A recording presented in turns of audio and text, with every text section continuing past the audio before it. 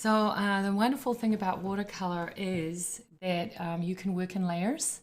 So you can do a little bit each day, or whenever you have time, you can pick it back up again. And I really like to let my watercolors dry naturally, the first couple of layers. And then once it's bone dry, then we can go back in and start adding some more of those details, okay? And I'm just going to take a smaller brush. So you want to say, get a brush around, say, size 4, 5, or 6 is a good for a round tip brush. And I want to now start adding some of the deeper colors, the darker browns that we see on our photo reference here. Okay. And I encourage you to work from both photo reference, which is what I have here, but also try to mix that up with also working from life. And I think that will really help train your eye on seeing color accurately. And also, it's just really important if you work from life, because then you're getting, you know, the real thing in front of you. And I like to do that myself, is switch between working with photographs, which obviously are nice and convenient, but also sometimes I love to go down to the florist and get some fresh flowers, or you can pick those from your garden and paint and draw flowers, things like that from life. So I have this great color here, which is sepia, and really it is a brown that is pretty dark. You can see how now I'm going for my darkest layer, and I did not pre-wet my paper. I'm actually painting on perfectly dry paper. So the wonderful thing about this technique is that you are going to have maximum control, and it's really great for getting in some of those little details.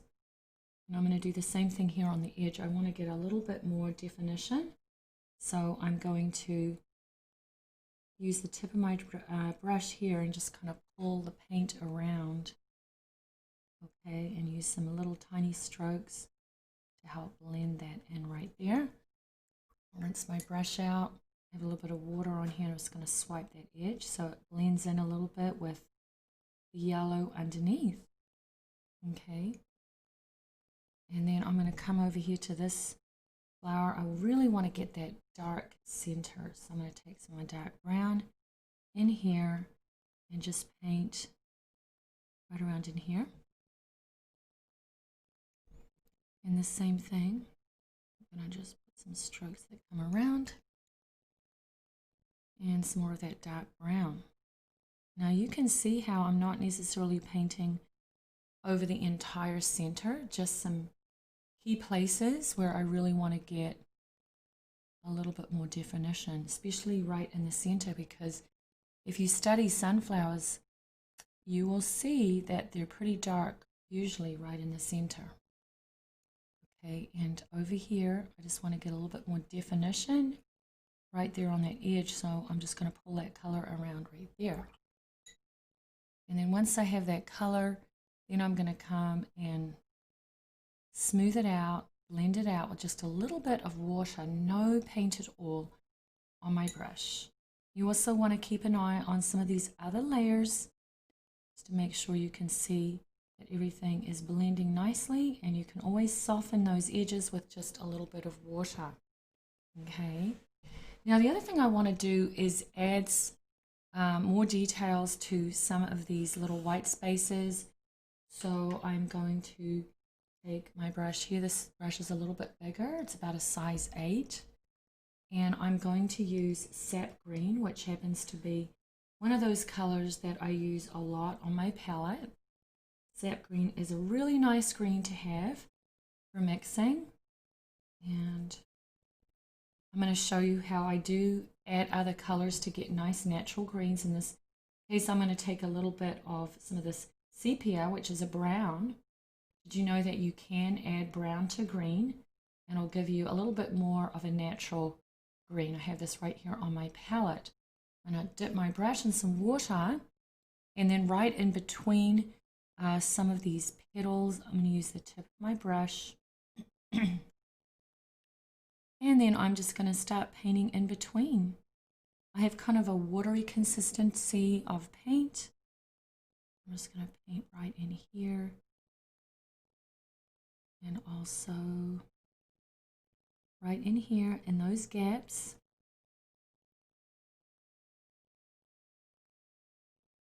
Okay, using the tip of the brush.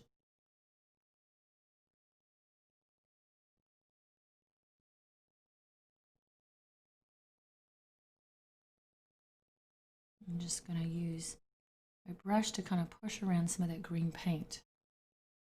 Okay, because we want to indicate some of the foliage and some of the petals that we're going to see in between that little grouping there of flowers. Pull this down and then also use the tip to pull the color down. Okay, and maybe I'll take some more of this color right there. Now I'm going to switch out my brushes, and I'm going to put a little bit more of this Hansi yellow, which I have on my palette, and I'm just going to roll my brush because that's representing some of the yellow that maybe is blending in with the foliage that's peeking through. Remember, we're not wanting these areas in between to look really realistic. We're wanting them to be a little bit more soft and blended because they're more going in the background. The flowers are what's kind of coming in the front. And then I'm also going to take some brown and I'm going to mix that in with my sap green right there. It's a little puddle of some color. And then right in between the petals, I'm going to start pulling some of that color out with the tip of my brush. That's because anytime you're looking in between something like this, you're probably going to see a little bit more shadow and darkness in those areas because they're hiding from the light. So this is also going to make this look like a network of branches and some a little bit of the petals and you know, other things that you're going to see with that little bouquet of sunflowers. So take a little bit more, and I'm going to use the tip of the brush so I can really get in some of those little small areas. Okay. So that's starting to look more realistic. And then I'm also going to paint some of these other little green leaf-like details that you'll often see as part of sunflowers. They have these little green, they look like little stems, and they actually are on the back of a sunflower. Okay, and I'm going to close up this gap here so you can really see how I'm going after more detail, some of those smaller areas. I'm also going to want to include a couple more leaves. I'm going to switch my brushes out again, and this time I'm going to go again for my sap green, making a little puddle right here. Okay, and then I'm going to take the tip of my brush and I'm going to show you how I make this leaf shape. So keep in mind that flowers have all different kinds of shapes of leaves, and sunflower leaves are quite big. Look like this. And they also have a serrated edge. So I want to show you how to paint a serrated edge. Okay, so there it is, and I'm just going to pull this color across here. So I'm going to take a small brush. I already have some paint here. Coming back into my sap green, and then I'm going to pull some of this color out. This creates a little bit of a serrated edge. See that? There we go. And I'm going to do the same thing over here, taking some sap green. And this leaf is shaped a little bit different. This one is kind of pointing downwards, and this one is going across. And I'm going to go ahead now and fill in that shape,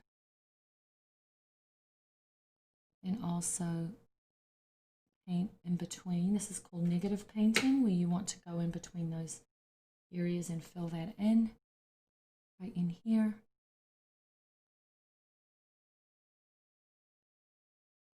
Okay, now I'm going to also take some of the sap green and then pull the paint out with the tip of the brush. So these two leaves, they're already got plenty of paint and also still wet, so I can go ahead and add some more color. Rinse my brush out and take a little bit of cobalt blue, okay, and mix that in with the sap green that I have right here on my palette. And then what I'm going to do right now is paint some strokes of color so it kind of blends in. Okay. Make sure you neaten up your edges. And then once I've done that, I'm now going to show you another technique for creating texture when you're using watercolor techniques. And so I'm going to take my end of my brush. This is called Scurfido, and basically what it is when you carve into the wet paper with the back of a brush or a sharp instrument. Okay, so I don't necessarily need to paint those lines in, but I can carve them into the wet wash. Keep in mind that this technique will not work if the wash has dried off too much. Okay, but I really like to use this for putting veins on leaves. So there we go. So that's really starting to come together now. And I can also take my brush now and think about coming back in and painting some of the details on the leaves, actually the petals around here. And I'm going to use the tip of my brush and just pull it out a little bit.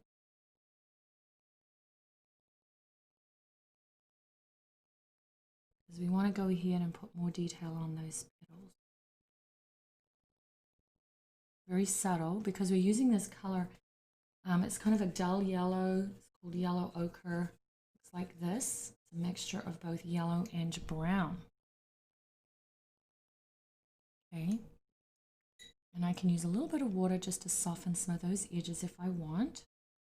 And then I'm going to come over here.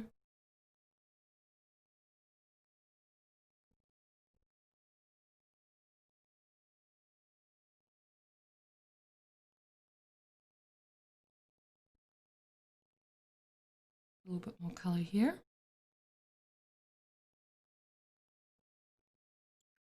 And then I'm going to come back and soften some edges, not all edges, just a few to help this layer of paint blend in. Okay.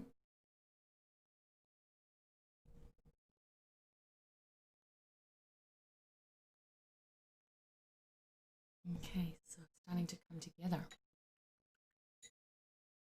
Now I want to push my block up a little bit because I just want you guys to see the stems right in here. I want to go ahead right now and paint in a few more stems. Using my sap green, I'm going to mix a little bit of yellow ochre with it. And then I want to pull this color down.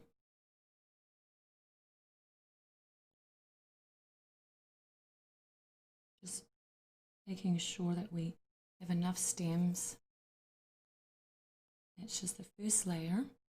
And then while I'm at it, I'm going to come back in and just add a more loosely painted flower that's coming to the side.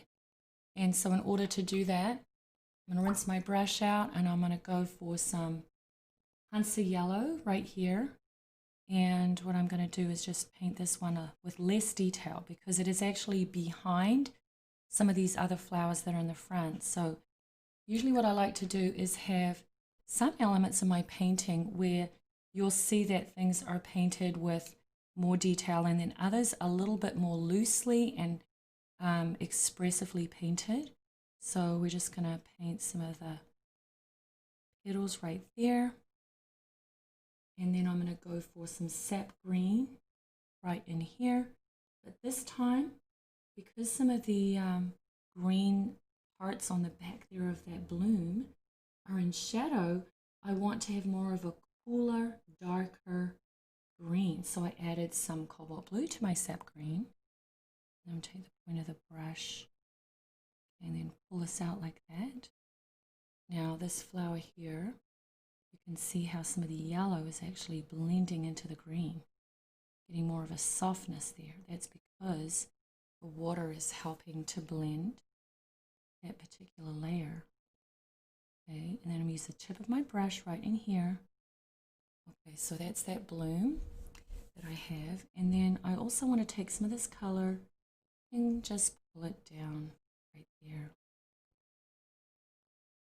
because I want these stems to have a little bit of dimension to them. So I will add some brown to the green and then pull that color down using the tip of my brush, and then also close up any little gaps at the top of those stems, just moving quickly. And then I'll take a wee bit of some water on my brush and then go ahead and just soften some of those parts.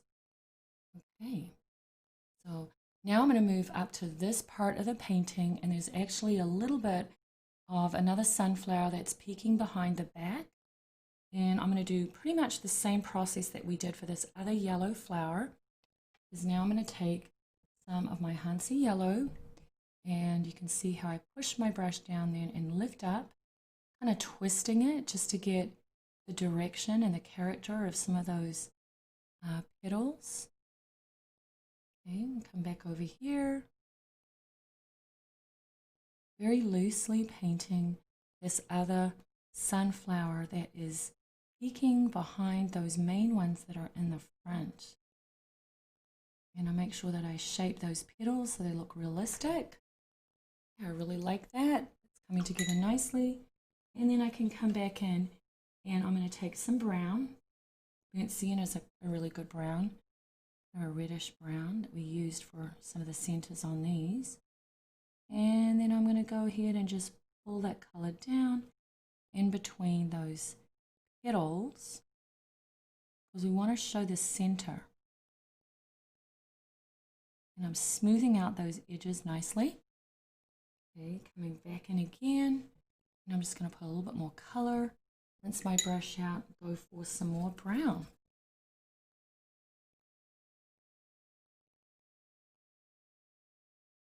Okay. Coming back into my yellow ochre, which is that color we used before, looks like this, kind of a yellowish brown. And then just so that we have a little bit of difference between some of the lighter side of those petals and a little bit of shadow on there. I'm going to add some of that yellow ochre.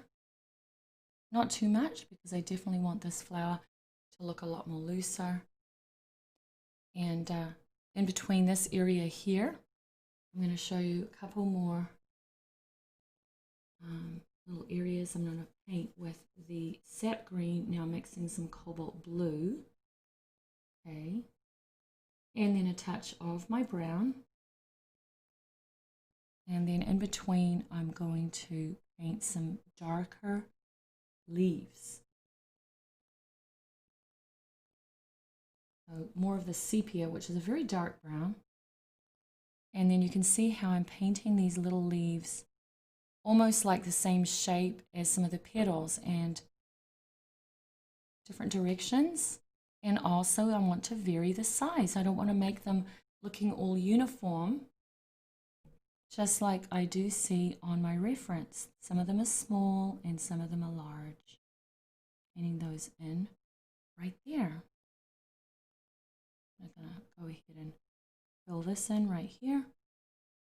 So we're almost finished with this watercolor sketch, and it's really just time to go after any small details, clean up a few of those edges.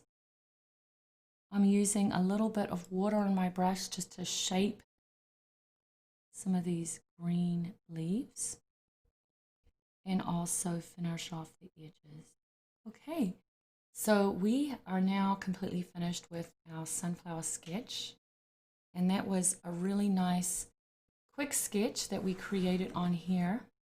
And I think this is a great exercise, is to go ahead and take a subject that you really enjoy and explore it. And definitely you don't want to spend too long when you do a watercolor sketch. I'd say break up your sessions into no longer than, say, 20 or 30 minutes, and that way maybe you spend 2 or 3 days and come up with a beautiful sketch just like this. This is a wonderful way to practice your watercolor skills.